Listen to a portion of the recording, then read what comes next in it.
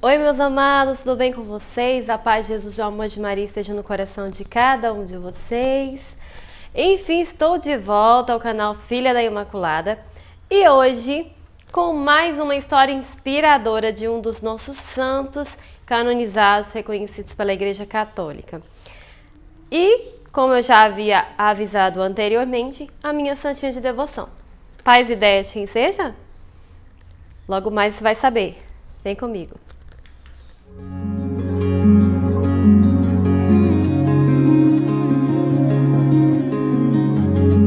Bom, há poucos dias atrás, eu postei nos meus stories nas redes sociais, no Instagram, no Facebook, anunciando que eu iria fazer um vídeo falando um pouquinho da história da minha santa de devoção. Tiveram lá alguns palpites, de quem vocês achavam que pudesse vir a ser. E hoje eu vim para falar um pouquinho sobre a história dela, Santa Catarina de Siena. Algumas pessoas acertaram em seu palpite.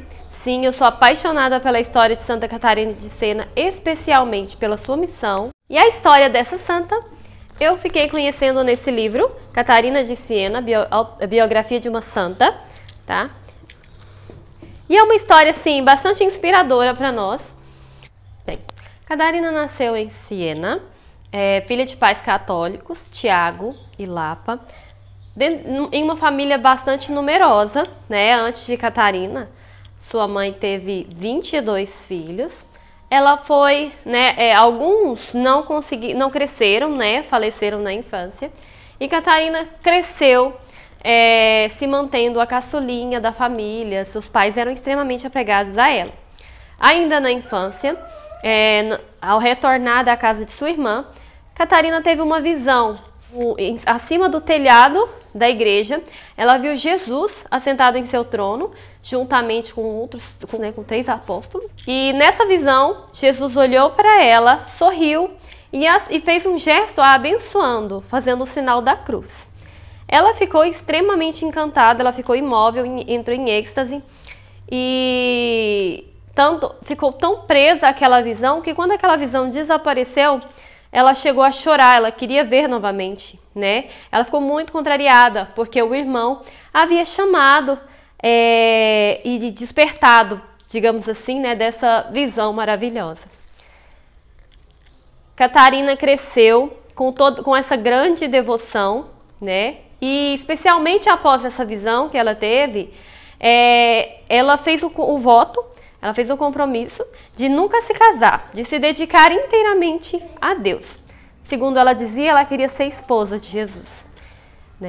Cresceu, tudo bem, até atingir a idade para se casar. Quando atingiu a idade para se casar, começou sua luta. Seu pai fazia questão que ela se casasse.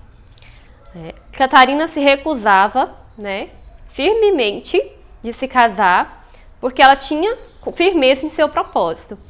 Até que ela acabou tendo que contar aos pais o motivo pelo qual ela não queria se casar. E foi quando começaram as maiores dificuldades de sua vida. Seus pais se recusavam, não aceitavam de forma alguma. Foi quando começaram a enchê-la com afazeres para que ela pudesse não ter tempo para se dedicar à oração. A empregada doméstica da família foi dispensada e Catarina começou a se ocupar sozinha dos afazeres domésticos, justamente para ocupar sua mente, para ocupar todo o seu tempo, para não pensar mais nesse seu propósito. Durante a noite também, Catarina foi proibida de dormir em seu próprio quarto. Ela tinha que dormir no quarto dos irmãos para ser vigiada também à noite, para não dedicar tempo à oração. Diante de todas essas dificuldades, Catarina se manteve firme, lutou bastante e orava bastante. Ela tinha consciência do seu propósito, tinha consciência de que era aquilo que Jesus queria para ela. E ela entregou tudo nas mãos de Deus.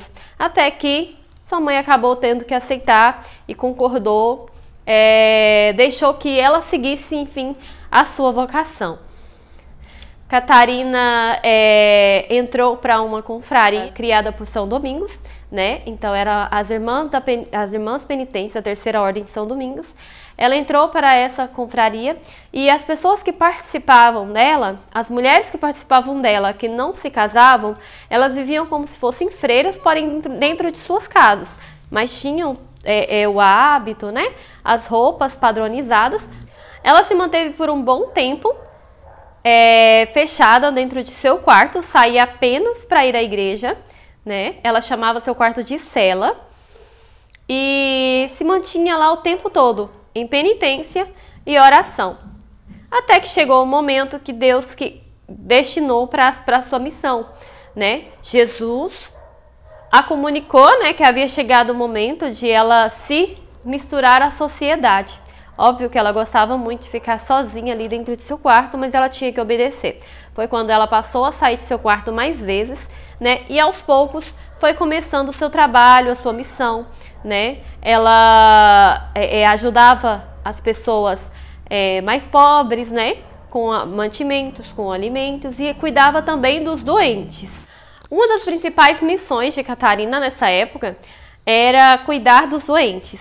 Ela se dedicava fazendo voluntariado em hospitais, cuidando, né, exercendo o mesmo trabalho que a equipe de enfermagem exercia.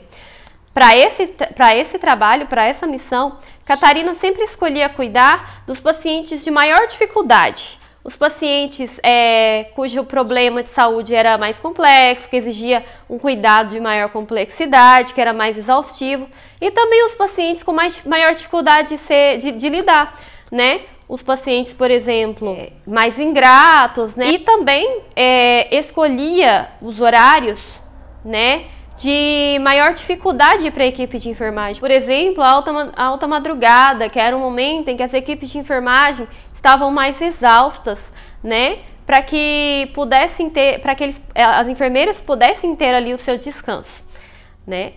Então esse horário Catarina escolhia, né, para poder ajudar também as equipes de enfermagem. Foi por esse motivo que ela ficou sendo conhecida como uma das santas protetoras da enfermagem. Esse foi um dos motivos que me encantou na história dela, né, por ela escolher justamente as partes mais difíceis do trabalho da enfermagem para poder lidar, né, para poder cuidar, e cuidava com muito amor, né, até os coraçõezinhos mais duros, né, os pacientes mais complicados de lidar, ela conseguia amolecer com todo o seu amor e com toda a sua dedicação. Missão de Catarina não parou por aí, né? Após um tempo, ela começou a reunir aí seus filhos espirituais, né? Seus chamados filhos espirituais, e juntamente com eles fazia diversas missões. E também desempenhou um grande papel na sede da Igreja Católica, né? No momento em que a Igreja passava por uma grande dificuldade, né? Um momento aí de grandes divergências, ela se correspondia com o Papa. Ela enviava diversas cartas, ela falava diretamente com ele, né? E teve a oportunidade de aconselhá-lo em alguns momentos, né? Era imensamente inspirada por Jesus. Era uma santa mística, tá? Ela tinha momentos aí de êxtase, momentos em que ela tinha visões, em que Jesus se encontrava com ela. Nesse momento ela ficava imóvel, ninguém conseguia se comunicar com ela, se desligava completamente aqui da terra. Até que chegou um período em que Jesus a presenteou com os sagrados estigmas. Os estigmas de Santa Catarina não eram visíveis, tá? Ela apenas os sentia, né? Ela os sentia, ninguém via, mas ela sentia fortes dores, né? Dores que seriam correspondentes às chagas de Jesus ao ser crucificado, né? Porém, era inteiramente espiritual, né? Uma das visões mais marcantes de Catarina de Sena foi o momento em que Jesus a presenteou com uma aliança espiritual, onde ele a arrebatou, né, nesse êxtase que ela entrava, nessas visões que ela tinha, e ele a tomou por esposa. Ele a presenteou com uma aliança, onde, no caso, que ela viu em sua visão, né, se tornou ali esposa de Jesus, fez ali uma aliança e assim, foi extremamente emocionante para ela. Então eu acho inspiradora a sua história, toda essa ligação que ela tinha com Jesus, todo esse amor que ela tinha por Jesus e o quanto ela conseguiu transmitir para as outras pessoas, tanto que ela tinha diversos seguidores, diversos filhos espirituais, os quais a chamavam de mamina, né? Eles a chamavam assim carinhosamente e estiveram o tempo todo ali com ela em suas missões. Eu fiquei extremamente apaixonada, especialmente pela fase em que ela se dedicou ali a cuidar dos doentes, mas não só dos doentes, mas também das equipes, né, das pessoas que cuidavam dos doentes, né, a equipe de enfermagem.